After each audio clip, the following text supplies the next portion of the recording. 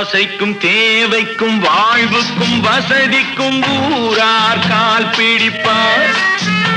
ஒரு மானமில்லை அதில் ஈனமில்லை, அவர் எப்போதும் வால் பிடிப்பார். எதிர்காலம் வரும் என் கடமை வரும், இந்த கூட்டத்தின் ஆட்டத்தை ஒழிப்பேன்.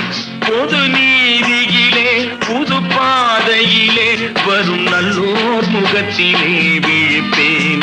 வரும் நல்லோர் முகத்திலே விழிப்பேன். நான்